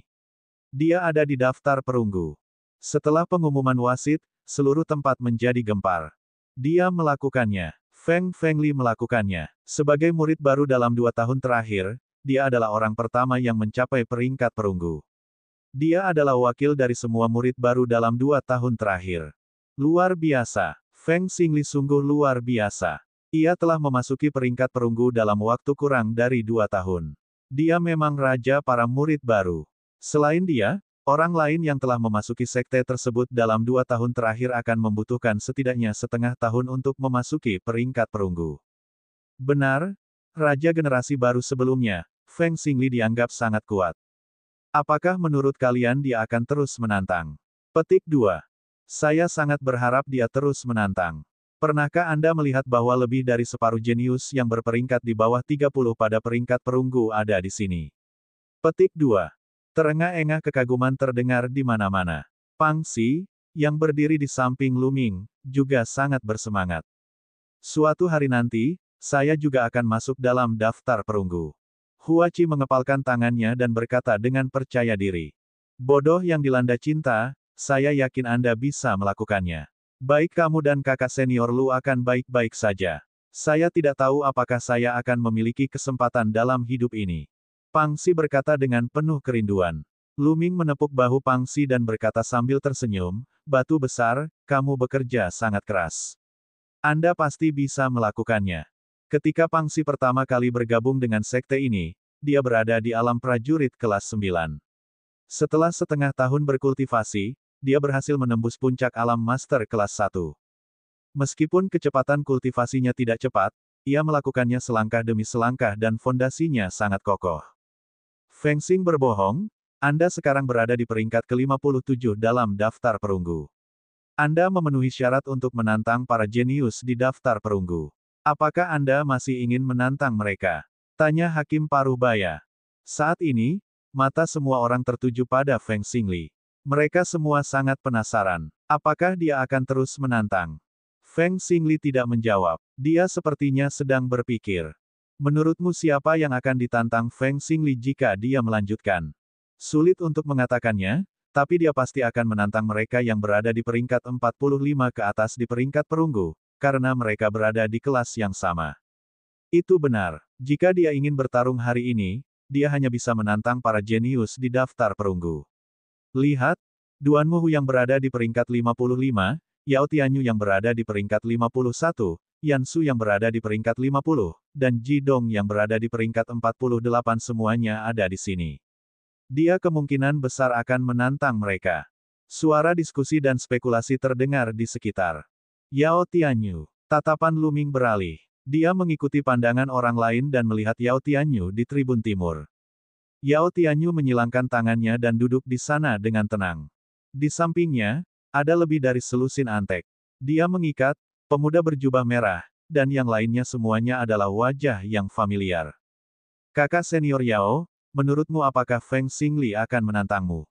Seorang pria muda bertanya. Aku tidak tahu. Yao Tianyu menjawab dengan acuh tak acuh. Lalu, jika Feng Xingli menantangmu, apakah kamu percaya diri? Pemuda itu bertanya lagi. Meskipun pedang pemulihan esensi Feng Xingli sangat kuat, itu tidak cukup untuk menantangku. Yao Tianyu menjawab dengan percaya diri. Itu sudah pasti. Bagaimana Feng Xingli ini bisa menandingi kakak senior Yao? Jika dia melebih-lebihkan dirinya sendiri dan menantang kakak senior Yao, dia hanya mencari masalah. Pemuda berjubah merah itu segera mulai menyanjungnya. Yao Tianyu tersenyum sambil melihat ke arah ring pertarungan. Di arena pertarungan, Feng Xingli merenung sejenak dan menjawab, saya memilih untuk melanjutkan tantangan. Begitu dia mengatakan itu, suasana di aula meledak. Semua orang menatap Feng Xingli, menunggu untuk melihat siapa yang akan dia tantang. Mata Feng Fengli mengamati tribun penonton dan kemudian mendarat di sisi barat. Duan Muhu, turun dan bertarung. Feng Xingli berkata dengan keras. Di sisi barat tribun, seorang pemuda kekar berdiri dengan ekspresi muram. Feng Xingli, apakah kamu yakin ingin menantangku? Tentu saja, kata Feng Xingli. Haha bagus. Feng Xingli, aku akan membuatmu menyesali pilihanmu. Duan Muhu tertawa karena marah. Bukan suatu hal yang mulia ditantang oleh seseorang yang baru saja memasuki peringkat perunggu. Sebaliknya, itu adalah hal yang memalukan. Sederhana saja, ditantang berarti Anda lemah dan dipandang rendah. Bus. Duan Muhu melompat turun dari tribun. Dengan beberapa lompatan, dia melintasi jarak lebih dari 100 meter dan tiba di ring pertarungan. Kecepatan teknik gerakannya tidak lebih lemah dari Sun Guang. Keduanya berdiri saling berhadapan. Saya tidak menyangka Feng Fengli akan menantang Duan Muhu. Ini akan menjadi menarik. Kata seorang murid tua berusia 20-an tidak jauh dari Lu Ming. Oh, apa menariknya? Yang lain bertanya. Bahkan Lu Ming, Pangsi, dan yang lainnya memandangnya. Murid senior itu merasa bangga karena dia telah menarik begitu banyak orang secara tiba-tiba. Sambil terbatuk kering, dia berkata, kalian seharusnya melihatnya sekarang. Teknik pedang Feng Xingli sangat cepat, dan kekuatan yang meledak dalam sekejap sangatlah kuat. Teknik pedang ini adalah keterampilan bela diri tingkat rendah tingkat hitam, pedang asal. Teknik pedang ini sangat kuat, namun memiliki kelemahan. Itu menghabiskan banyak ki sejati. Jika aku tidak bisa mengalahkan musuh dengan satu serangan, aku akan berada dalam bahaya. Lu Ming mengangguk dalam hatinya. Pedang kembali ke asal ini sangat mirip dengan ledakan teknik senjata api. Babak 99, pertarunganku baru saja dimulai. Murid senior terus menjelaskan, namun, keterampilan bela diri yang dilatih Duan Muhu adalah kebalikan dari keterampilan Feng Xingli. Duan Muhu mempraktikkan keterampilan bela diri tingkat rendah tingkat hitam, teknik perlindungan tubuh harimau surgawi. Satu untuk pertahanan, dan yang lainnya untuk menyerang. Bukankah ini sangat menarik? Petik 2. Semua orang menyadari, Feng Xingli dan Duan Muhu seperti tombak dan perisai. Mereka justru sebaliknya. Pertarungan ini akan menentukan apakah serangan tombak Feng Xingli lebih kuat atau pertahanan perisai Duan Muhu lebih kuat. Siapapun yang lebih kuat akan menang. Situasi ini tidak hanya terjadi di sini, tapi terjadi di mana-mana. Banyak murid senior telah berada di sekte tersebut selama 5 hingga 8 tahun. Tingkat budidaya mereka mungkin tidak tinggi, tetapi mereka memiliki mata yang tajam dan mengetahui banyak informasi. Banyak orang menjadi lebih tertarik sekarang karena mereka mengetahui teknik bela diri yang keduanya kuasai. Sekarang, biarkan pertempuran dimulai. Hakim mengumumkan dan mundur ke samping. Ledakan, ledakan. Seketika, tubuh Feng Xingli dan Duan Muhu meledak dengan aura yang kuat. Aura mereka bertabrakan di udara. Saat ini, Feng Xingli bergerak. Dia menghunuskan pedang panjangnya dan cahaya pedang itu seperti sambaran petir. Itu menembus udara dan menusuk ke arah Duan Muhu. Satu pedang pemulihan esensi. Pedang ini bahkan lebih kuat dari pedang sebelumnya. Itu karena Feng Xingli telah mengaktifkan garis keturunannya. 6 cakra berarti garis keturunan tingkat 6. Ini adalah pertama kalinya Luming melihat seorang seniman bela diri dengan meridian darah tingkat 6. Pedang ini sangat menakjubkan. Mata semua orang tidak bisa tidak menatapnya. Ledakan. Duan Muhu mengambil langkah berat ke depan, diikuti dengan auman harimau. Di sekeliling tubuhnya, 2 harimau ganas yang terkondensasi dari ki asli muncul. Kedua macan ganas itu melompat dan mengaum di sekitar tubuh Duan Muhu, mengelilinginya begitu erat hingga air pun tidak bisa keluar. Feng Xingli, mari kita lihat bagaimana kamu akan menghancurkan pertahananku. Duan Muhu meraung. Dalam sekejap, pedang panjang Feng Xingli menembus Duan Muhu. Mengaum. Kedua harimau itu meraung dan menghalangi jalan Duan Muhu, bentrok dengan pedang Feng Xingli. Titik di mana pedang panjang dan harimau ganas bertemu bersinar dengan cahaya yang menusuk. Namun, semua orang menatap ring pertarungan dan tidak berani memalingkan muka, karena takut melewatkan momen seru tersebut. Ini jelas merupakan pertarungan yang bisa diputuskan dalam satu gerakan. Jika Feng Xingli mampu menembus pertahanan Duan Muhu, maka Feng Xingli pasti menang. Di sisi lain, Duan Muhu akan menang. Akankah Feng Xingli mampu menembus pertahanan Duan Muhu? Ledakan. Tiba-tiba, ledakan keras terdengar saat Feng Xingli dan Duan Muhu saling berpapasan. Siapa yang menang? Bang! Tiba-tiba, tubuh Duan Muhu jatuh berlutut dan dia mengeluarkan seteguk darah. Semua orang bisa melihat ada luka dalam di dadanya, seperti luka Sun Guang. Aku kalah. Duan Muhu berdiri dan pergi tanpa menoleh ke belakang. Duan Muhu dikalahkan, dan seluruh tempat menjadi gempar. Luar biasa, sungguh luar biasa. Meski hanya satu gerakan, itu adalah konfrontasi puncak antara serangan dan pertahanan. Lumayan, perjalanan hari ini tidak sia-sia. Apakah menurut kalian Feng Xingli akan terus menantang? Saya kira tidak demikian. Garis keturunannya telah meledak. Sulit baginya untuk pulih dalam waktu singkat. Itu benar. Pada saat yang sama, juri di arena pertarungan mengumumkan kemenangan Feng Xingli. Di bawah tatapan kagum dan iri dari penonton, Feng Xingli perlahan berjalan menuruni ring pertarungan. Luar biasa, itu luar biasa. Kakak senior Luming, orang bodoh yang dilanda cinta, ayo kembali. Saya harus bekerja lebih keras dalam kultivasi dan berusaha mencapai peringkat perunggu di masa depan. Pang Xi berkata dengan tekad. Kembali. Pertarungan belum berakhir, mengapa kita harus kembali? Luming tersenyum tipis. Pertempuran belum berakhir. Selain Luming, Pang Xi, Hua Qi, dan yang lainnya semuanya tercengang. Bukankah duelnya sudah berakhir? Luming belum selesai.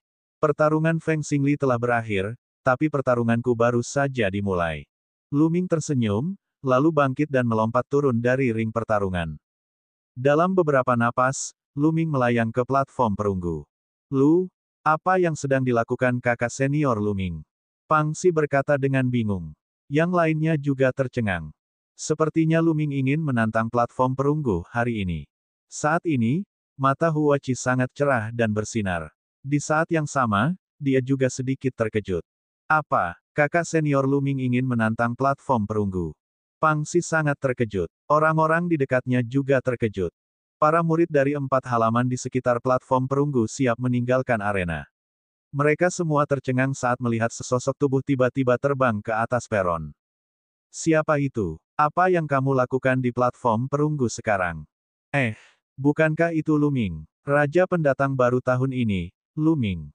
Jadi dia adalah Luming. Apa yang ingin dia lakukan? Apakah dia akan menantang platform perunggu? Itu tidak mungkin, kan? Meskipun dia adalah raja pendatang baru, dia hanyalah raja pendatang baru tahun ini. Masih terlalu dini baginya untuk menantang panggung perunggu. Tidak buruk. Ada ledakan diskusi di sekitar, tetapi mereka yang ingin pergi kembali duduk. Di arena pertarungan, Hakim Parubaya, yang hendak pergi, dan Feng Xingli, yang sudah berjalan ke tepi ring pertarungan, keduanya berhenti. Luming, apa yang ingin kamu lakukan di atas panggung? Hakim Parubaya bertanya sambil tersenyum. Penatua, Luming meminta untuk menantang platform perunggu. Luming menangkupkan tinjunya dan berkata. Begitu dia mengatakan itu, kerumunan itu langsung meluap. Wow, Anda benar-benar ingin menantang platform perunggu. Dia terlalu arogan dan terlalu cemas. Luming hanyalah raja pendatang baru tahun ini dan dia ingin menantang platform perunggu. Kamu terlalu cemas. Dia masih anak-anak. Dari apa yang saya lihat, dia hanya iri dengan kemenangan berturut-turut Feng Xingli. Itu sebabnya dia menyerang Feng Xingli. Hampir tidak ada peluang dia menang jika dia menantang Feng Xingli sekarang. Itu belum tentu benar. Saya mendengarnya 3 bulan lalu, selama pertempuran ketika dia menghancurkan Menara Bintang Bulan, dia mengungkapkan bahwa kekuatan tempurnya tidak lebih lemah dari seniman bela diri alam Master kelas 9. Terus, apa gunanya Master kelas 9 di platform perunggu? Siapakah di antara orang-orang di platform perunggu yang memiliki kekuatan tempur lebih rendah dari alam Master kelas 9? Saya mengakui bakat Luming. Namun, dia baru bergabung dengan sekte tersebut tahun ini. Setahun lagi, saya tidak memungkiri dia akan bisa masuk peringkat perunggu seperti Feng Fengli. Tapi sekarang, hal itu hampir mustahil. Budidaya tidak cukup untuk menantang platform perunggu. Kultivasi dapat ditingkatkan dengan cepat jika Anda memiliki harta karun alam, tetapi seni bela diri dan keterampilan rahasia membutuhkan waktu untuk memahaminya. Mereka yang masuk dalam daftar perunggu yang dapat mengembangkan teknik seni bela diri tingkat mendalam semuanya berbakat dan menghabiskan banyak waktu untuk memahaminya. Mungkin dia hanya ingin menang beberapa kali lagi sebelum berhenti. Kamu akan berhenti setelah beberapa kemenangan berturut-turut. Dia adalah raja pendatang baru, bukan murid biasa. Jika dia akan menyerah setelah memenangkan beberapa ronde, maka dia lebih memilih untuk tidak naik ke atas panggung. Itu akan lebih memalukan. Itu benar. Terjadi keributan di tempat kejadian namun diskusinya hampir sepihak.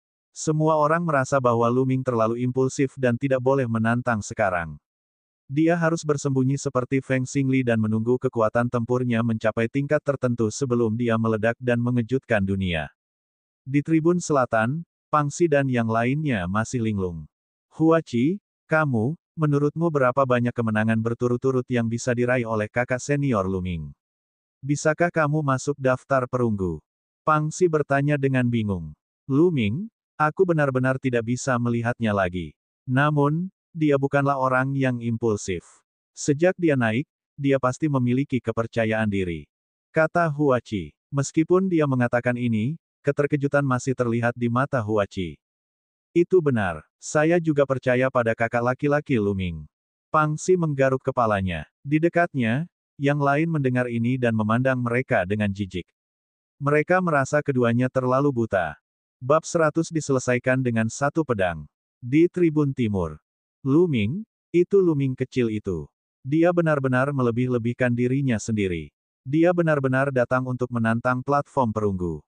Pemuda berjubah merah di samping Yao Tianyu berteriak. Dia memang melebih-lebihkan dirinya sendiri, tapi itu juga baik-baik saja. Kita bisa mengirim orang untuk membunuhnya. Kakak senior Yao, bagaimana menurutmu? Pemuda lainnya berkata dengan dingin, lalu menatap Yao Tianyu. Yao Tianyu memandang Luming di peron dan niat membunuh muncul di matanya. Tentu. Dia telah mencari kesempatan untuk membunuh Luming. Karena Luming naik ke platform perunggu sendirian, dia tidak akan membiarkan kesempatan ini berlalu. Di tribun di arah lain, beberapa jenius di peringkat perunggu juga memandang Lu Ming dengan ekspresi penasaran. Di platform perunggu, Lu Ming, apakah kamu benar-benar akan menantang platform perunggu? Hakim Parubaya bertanya dengan heran. Tidak buruk. Lu Ming mengangguk lagi. Baiklah, karena kamu sudah memutuskan, aku tidak akan menghentikanmu. Biarkan tantangannya dimulai. Hakim Parubaya mengumumkan dengan lugas. Di sisi ring pertempuran, Feng Xingli melirik Lu Ming dengan rasa ingin tahu. Matanya berbinar dan dia terbang ke tribun utara untuk menonton dengan penuh minat. Saat ini, juri sudah membuat pengumuman, dan seluruh tempat malah menjadi sunyi. Semua orang mulai memperhatikan dengan serius. Raja pendatang baru terakhir baru saja mencapai peringkat perunggu, dan kini raja pendatang baru tahun ini menantangnya lagi. Itu sangat menarik. Ini belum pernah terjadi sebelumnya dalam sejarah Sekte Pedang Mistik. Seberapa jauh Lu Ming bisa melangkah? Banyak orang yang penasaran. Siapa yang ingin melawanku lebih dulu? Lu Ming melihat sekeliling dan berkata dengan suara yang jelas. 5 pertandingan pertama di panggung perunggu lebih santai, dan siapapun bisa naik dan menantangnya. Namun, setelah 5 ronde, orang-orang dengan kemenangan beruntun yang sama harus bertarung satu sama lain. Jika tidak, ia tidak akan bisa menunjukkan kekuatannya sama sekali. Orang-orang di bawah alam master kelas 9 terdiam. Meskipun mereka merasa Lu Ming tidak bisa memenangkan lebih dari beberapa ronde, kemampuan Lu Ming tetap ada. Beberapa bulan yang lalu, dia sudah memiliki kekuatan tempur seorang master kelas 9. Aku akan melawanmu. Sesosok dengan cepat melompat ke ring pertempuran. Itu Duanmu Jinming dari Aula Macan Putih. Dikatakan bahwa budidayanya telah mencapai tahap pertengahan dari alam master kelas 9. Begitu orang ini naik ke atas panggung, terdengar tangisan di sekelilingnya. Duanmu Jinming berusia 20-an. Wajahnya pucat dan matanya jahat. Dia menatap Lu Ming dan mencibir. Lu Ming, kamu benar-benar tidak tahu bagaimana menahan diri. Anda sebenarnya datang untuk menantang platform perunggu sekarang. Haha, aku akan membuatmu berhenti di ronde pertama. Pendatang baru King akan menantang platform perunggu dan berhenti di babak pertama. Ini pasti akan membuat rekor dalam Sekte Pedang Mistik dan akan dikenang selama berabad-abad. Nada bicara Duanmu Jinming dipenuhi dengan ejekan dan ejekan. Keluarga Duanmu memang yang pertama datang. Namun, saya menemukan bahwa keluarga Duanmu Anda memiliki sifat yang sama. Kamu tidak punya keahlian sama sekali, tapi kamu sangat pandai menyombongkan diri. Lu Ming berkata dengan acuh tak acuh. Anggota keluarga Duanmu sangat marah. Sial, sial, beraninya kau meremehkan keluarga Duanmuku. Duanmu Jinming, lumpuhkan dia. Beritahu dia kekuatan keluarga Duanmu. Lumpuhkan dia, mata Duanmu Jinming juga sangat suram. Dia berkata dengan dingin, Lu Ming, kamu akan membayar harga yang menyakitkan atas apa yang kamu katakan. Duanmu Jinming menghunuskan pedang panjangnya, dan cahaya pedang putih keluar darinya. Itu sangat tajam. Lu Ming melambaikan tangannya dan pedang besar selebar telapak tangan dan panjang 1,5 meter muncul di tangannya. Zheng telah meninggalkan pedang besar ini. Tidak perlu menggunakan senjata berpola api untuk menghadapi benih sekecil itu. Selain itu, Lu Ming ingin menguji apakah dia bisa menggunakan kekuatan teknik pedang berkilau dengan pedang sebesar itu setelah tubuh fisiknya membaik. Baiklah, saya tidak perlu mengatakan lebih banyak tentang peraturannya. Biarkan pertempuran dimulai. Hakim Parubaya mengumumkan. Cepatlah, aku tidak punya banyak waktu. Masih ada lebih dari 10 pertandingan tersisa. Lu Ming berkata dengan tenang. Nada suaranya penuh dengan penghinaan, seolah-olah dia tidak menganggap serius Duanmu Jinming sama sekali. Ia bahkan mengatakan masih ada lebih dari 10 pertandingan tersisa, seolah-olah ia benar-benar bisa menang 10 kali berturut-turut. Nes, kamu benar-benar sombong.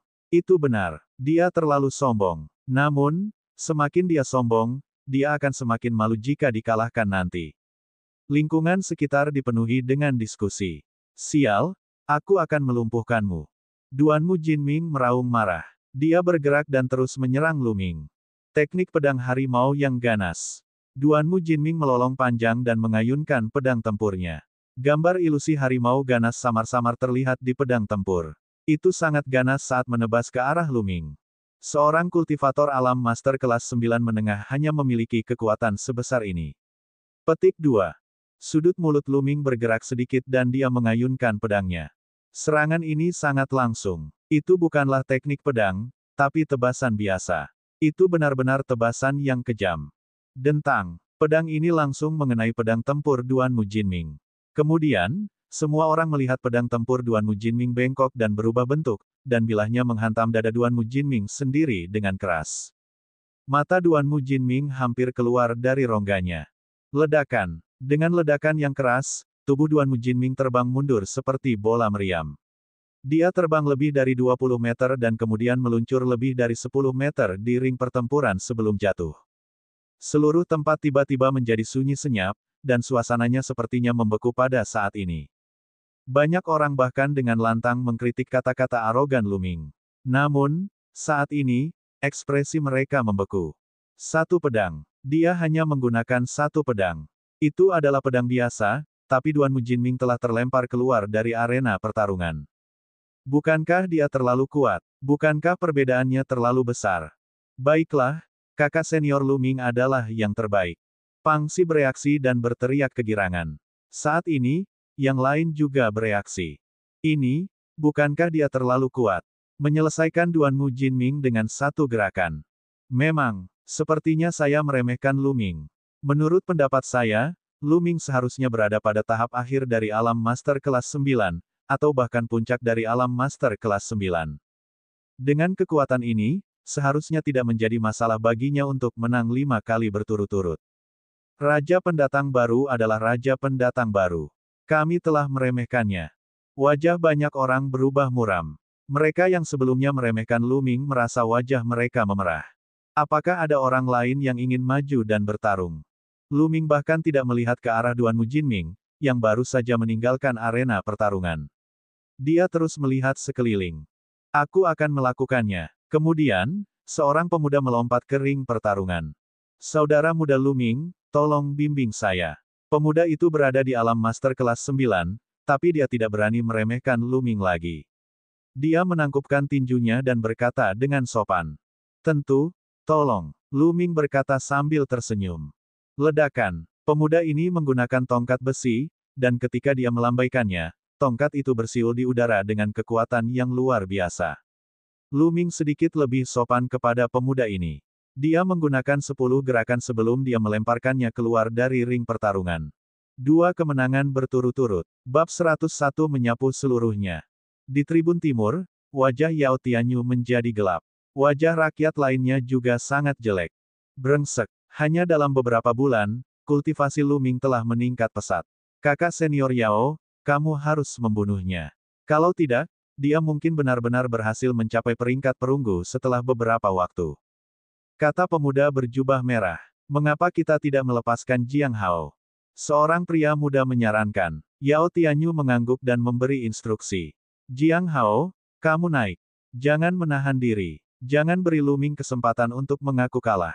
Di sampingnya, seorang pemuda kurus tertawa dingin dan berkata, kakak senior Yao, jangan khawatir.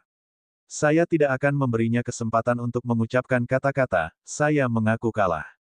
Kemudian, seperti hantu, tubuhnya berkedip beberapa kali dan muncul di ring pertarungan. Bukankah ini Jiang Hao? Jiang Hao dari Aula Azure Dragon. Ya, itu dia. Kenapa dia pindah? Lu Ming dalam bahaya. Setahun lalu, Jiang Hao telah meraih 5 kemenangan berturut-turut. Namun karena alasan tertentu, dia belum mengikuti tantangan platform perunggu tahun ini. Oleh karena itu, hasilnya otomatis dibatalkan. Namun, kemampuannya pasti di atas 5 kemenangan berturut-turut. Sepertinya Yao Tianyu sudah bergerak. Lu Ming pernah menyinggung Yao Tianyu. Mari kita lihat bagaimana Lu Ming akan menangani ini. Begitu Jiang Hao naik ke atas panggung, terjadi diskusi yang memanas. Apakah Yao Tianyu memintamu untuk datang? Lu Ming memandang Jiang Hao. Baru saja, dia melihat sosok Jiang Hao di samping Yao Tianyu. Hehe, Lu Ming, aku tidak ada saat kita berada di menara bulan bintang terakhir kali. Kalau tidak, kamu pasti sudah menjadi mayat sekarang. Tapi sekarang belum terlambat. Jika Anda ingin mengaku kalah, lakukanlah sekarang. Tunggu sebentar, aku tidak akan memberimu kesempatan. Jiang Hao tertawa dingin. Kalimat ini persis seperti yang ingin saya katakan kepada Anda. Lu Ming berkata dengan acuh tak acuh. Saat itu, juri mengumumkan dimulainya pertandingan. Bas. Begitu hakim selesai berbicara, sosok Jiang Hao menghilang dari tempatnya. Ketika dia muncul kembali, dia sudah berada lebih dari 20 meter jauhnya. Kemudian, dalam sekejap, dia sudah berada di depan Lu Ming. Sosoknya secepat hantu. Bas. Pada saat ini, Jiang Hao tiba-tiba menghunus pedang panjang dari pinggangnya. Ini adalah pedang lembut, yang melingkari pinggang Jiang Hao. Pada saat ini, ia tiba-tiba ditarik keluar, sehingga tidak mungkin untuk dilawan. Selain itu, teknik gerakan Jiang Hao sangat cepat. Dia seperti seorang pembunuh yang berjalan dalam kegelapan. Secara umum, meskipun tingkat kultivasi seseorang lebih tinggi darinya, mereka tetap akan tertipu oleh tipuannya.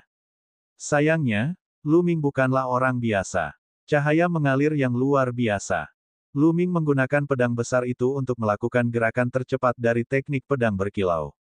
Di masa lalu, dia menggunakan pedang tipis untuk melakukan teknik pedang berkilau, dan peluit pedangnya tajam dan padat. Sekarang, dia menggunakan pedang raksasa.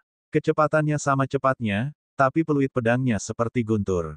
Puci, sebuah kepala terbang tinggi ke udara dan kemudian berguling ke bawah ring pertarungan, meninggalkan mayat tanpa kepala di ring pertarungan. Darah berceceran di mana-mana. Satu gerakan demi satu, Jiang Hao, yang telah memenangkan 5 kemenangan berturut-turut, terbunuh di ring pertempuran. Kali ini, bahkan beberapa orang jenius di daftar perunggu terlihat serius. Ilmu pedang yang cepat, dan kekuatan yang sangat kuat. Kultivasi ilmu pedang Lu Ming ini sebenarnya rata-rata. Namun, kekuatan ledakannya terlalu kuat, menyebabkan kecepatan ilmu pedangnya meningkat secara signifikan. Dia membunuh Jiang Hao dengan satu tebasan. Bisakah dia mengembangkan dao yang mampu mengendalikan tubuh? Petik 2. Para jenius di daftar perunggu bergumam pada diri mereka sendiri. Lu Ming menang. Hakim paruh baya mengumumkan. Kemudian, dia memanggil orang-orang untuk membersihkan arena pertempuran dan membawa tubuh Jiang Hao pergi. Bang! Di tribun timur, Yao Tianyu membanting sandaran tangan kursinya. Energi sejati menyembur keluar dan menghancurkan sandaran tangan. Jika saya tidak salah, Lu Ming seharusnya mengembangkan jalur pengendalian tubuh. Katanya dasi. Itu benar. Dia pasti telah mengembangkan jalur pengendalian tubuh. Kalau tidak, dia tidak akan memiliki kekuatan ledakan seperti itu. Namun, dia tidak mengembangkan jalur temper tubuh terakhir kali. Hanya dalam 3 bulan, tubuhnya tidak bisa sekuat itu. Dia seri, jika Lu Ming memenangkan 8 pertandingan berturut-turut, maju dan habisi dia. Perintah Yao Tianyu. Dia mengikat mengangguk. Pada saat ini, Lu Ming mengalihkan pandangannya ke tribun timur. Yao Tianyu, mengapa kamu mengirim anak buahmu ke kematian mereka? Jangan khawatir, giliranmu akan segera tiba. Lu Ming berkata dengan suara yang jelas. Provokasi. Ini adalah sebuah provokasi yang terang-terangan. Pandangan semua orang beralih dari Lu Ming ke Yao Tianyu. Mereka tidak bisa tidak mengingat dendam antara Lu Ming dan Yao Tianyu lebih dari 3 bulan lalu. Ini semakin menarik. Banyak orang memperlihatkan ekspresi antisipasi. Pendatang baru King tahun ini terlalu mendominasi. Dia sebenarnya berani berbicara dengan Yao Tianyu seperti itu. Siapa yang tahu apa konsekuensinya? Hahaha. Yao Tianyu tertawa karena marah, niat membunuh di matanya tidak bisa disembunyikan. Dia mencibir, Lu Ming, aku sangat berharap kamu bisa memenangkan 10 pertandingan berturut-turut dan menantangku di peringkat perunggu. Kalau begitu, aku akan memberitahumu apa itu keputusasaan. Yao Tianyu, kamu dan anjingmu benar-benar sama. Baru saja, Jiang Hao menyuruhku untuk mengaku kalah secepat mungkin, kalau tidak, aku tidak akan punya kesempatan. Pada akhirnya fakta membuktikan bahwa ia hanyalah orang tak berguna yang mulutnya penuh omong kosong. Sekarang, kamu sama saja. Bird of a Feather benar-benar berkumpul bersama. Lu Ming mengerucutkan bibirnya. Lu Ming, mari kita lihat siapa yang mengatakan hal yang tidak masuk akal. Yao Tianyu mendengus dingin. Wajahnya menjadi gelap, tapi dia tidak mengatakan apa-apa lagi. Lu Ming tersenyum tipis dan melihat sekeliling. Sekarang, siapa yang akan melawanku? Adegan itu menjadi sunyi. Mereka saling memandang, dan untuk sesaat, tidak ada yang naik. Kekuatan tempur Lu Ming juga baru saja terungkap. Jiang Hao terbunuh oleh satu pedang. Dia pasti punya kekuatan untuk menang 7 atau bahkan 8 kali berturut-turut. Siapa yang akan naik dan mencari pemukulan? Setelah beberapa lama, seorang pemuda melompat ke ring pertarungan. Namun pemuda itu sangat sopan. Dia menangkupkan tinjunya dan berkata, "Kakak muda Luming adalah naga di antara manusia. Aku tahu aku bukan tandinganmu, tapi mau tak mau aku ingin berdebat denganmu. Saya harap Anda menunjukkan belas kasihan." Seperti kata pepatah, seseorang tidak boleh menamparkan wajah yang tersenyum. Karena dia bersikap sopan, Luming tersenyum dan berkata, "Sama-sama. Kalau begitu, mari kita berdebat." Pemuda itu juga tidak lemah. Setelah kompetisi dimulai, Luming dengan sengaja bersikap lunak padanya. Setelah bertukar lebih dari 10 gerakan dengannya, pemuda itu mengaku kalah. Setelah itu tidak ada kendala sama sekali. 5 kemenangan, 6 kemenangan, 7 kemenangan. Pada akhirnya, dia menang 8 kali berturut-turut. Orang-orang di belakangnya tidak memiliki dendam terhadap Luming dan sangat sopan padanya. Oleh karena itu, Luming tidak mengeluarkan banyak kekuatannya dan hanya menang dengan sedikit keuntungan.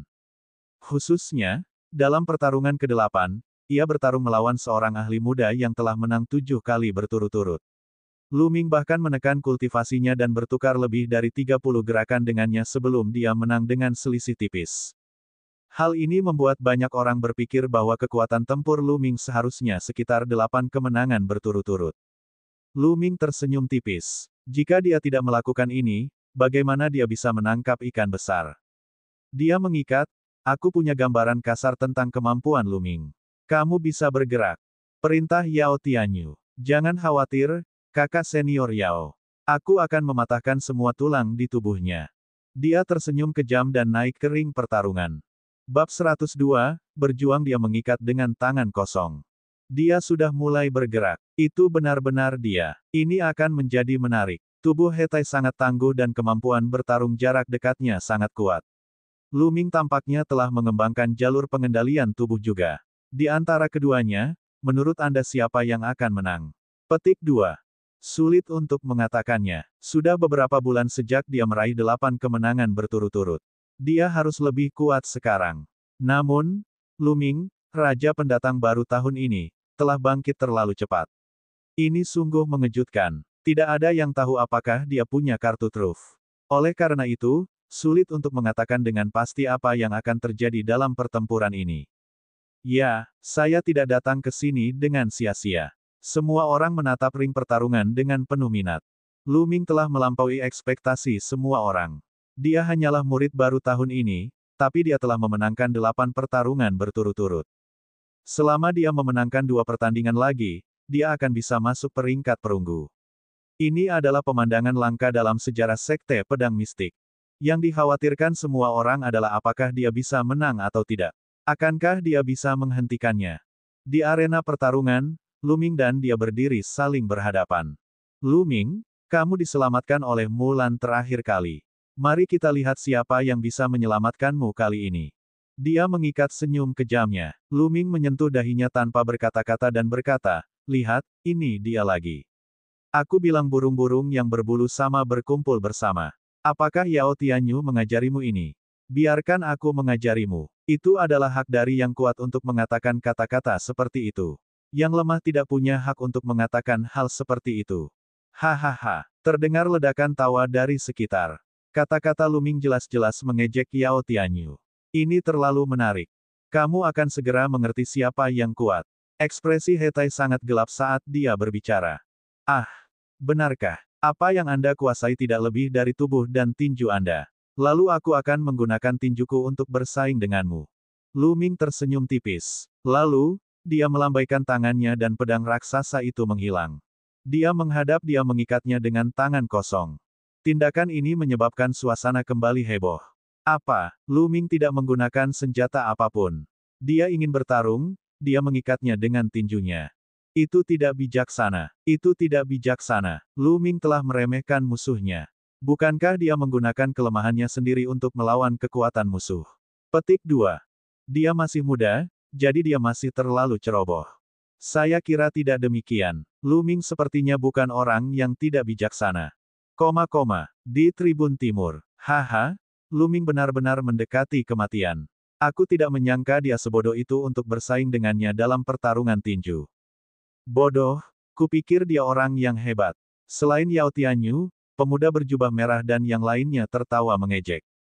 Mata Yao Tianyu berkedip, dan alisnya sedikit berkerut, tapi dia tidak mengatakan apa-apa.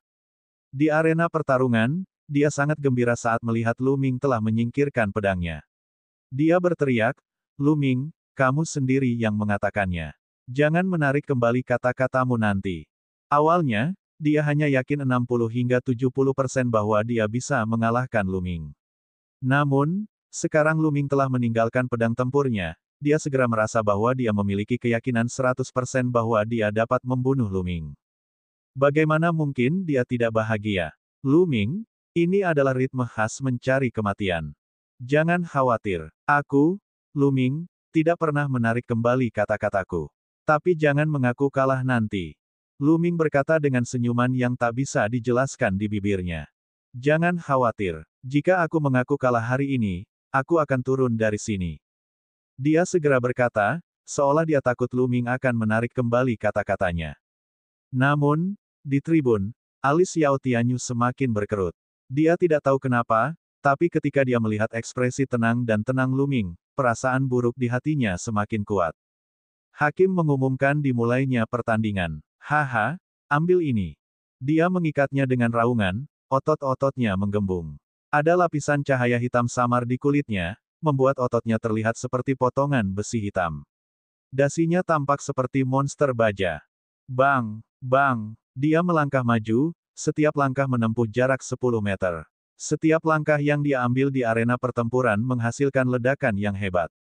Dalam beberapa napas, dasinya sudah berada di depan Lu Ming. Tinju besarnya diarahkan ke kepala Lu Ming, dan senyuman dingin terlihat di wajahnya. Pada saat ini, Lu Ming melayangkan pukulan ke tinju Hetai.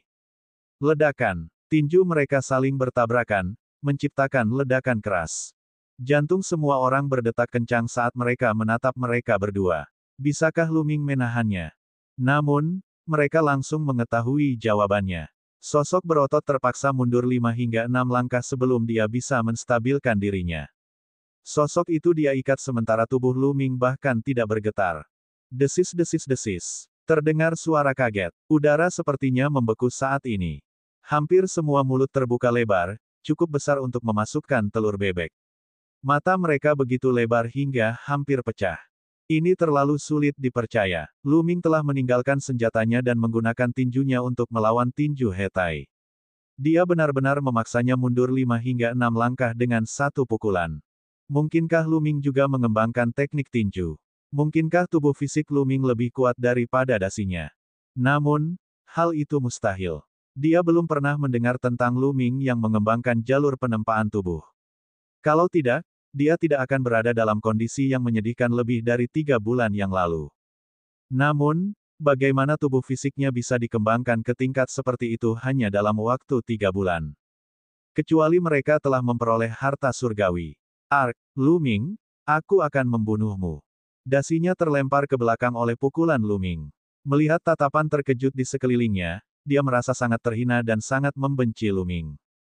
Dia meraung marah, meletakkan tangannya di pinggangnya, dan mengenakan sarung tinju logam. Lalu, dia bergegas menuju Lu Ming. Dalam proses pengisian, garis keturunannya meledak. Garis keturunan beruang raksasa level 4 telah meningkatkan kekuatannya sebesar 40%. Kalau begitu aku akan bermain denganmu. Sudut bibir Lu Ming melengkung menjadi senyuman apatis sepanjang waktu. Dengan satu pemikiran, kekuatannya meningkat beberapa poin dan dia melayangkan pukulan ke arah dasi. Menggunakan tangan kosongnya pada sarung tangan senjata roh yang dia ikat. Ledakan. Tinju mereka bertabrakan untuk kedua kalinya. Ledakan yang lebih dahsyat pun terdengar. Kemudian, kekuatan yang kuat meledak dari tempat kedua tinju itu mengenai. Kekuatannya seperti angin kencang, menyapu ke segala arah. Beberapa murid yang lebih dekat hampir tersapu angin. Hati-hati, itu berisik. Semua murid menggunakan kultivasi mereka untuk menghalangi angin. Di arena pertarungan, tubuh Lu Ming dan Hetai sedikit bergoyang. Mereka sama-sama cocok. Dia memblokirnya. Lu Ming memblokirnya lagi. Sulit dipercaya. Lu Ming bahkan tidak mengaktifkan meridian darahnya dan dia dengan tangan kosong, sementara dia telah mengaktifkan meridian darahnya dan mengenakan sarung tangan senjata roh. Dia terlalu kuat. Lu Ming terlalu kuat. Selama dia bisa bertahan selama 2 menit dan menunggu kekuatan meridian darahnya habis, dia pasti akan menang. Lumayan, ayo kita lakukan lagi. Suara tenang Lu Ming terdengar. Tinju beruang yang kejam, pergilah ke neraka. Dia mengikatnya meraung dan meninju lagi. Guncangan di hatinya lebih kuat daripada orang lain. Dia tahu bahwa dia harus mengakhiri pertempuran secepat mungkin. Kalau tidak, dia akan benar-benar dikalahkan dalam 2 menit. Dasinya meledak dengan seluruh kekuatannya. Ledakan. Lu Ming melayangkan pukulan lagi. Kali ini, dia menggunakan sebagian dari kekuatannya. Pada akhirnya, dia Tihan terhuyung mundur.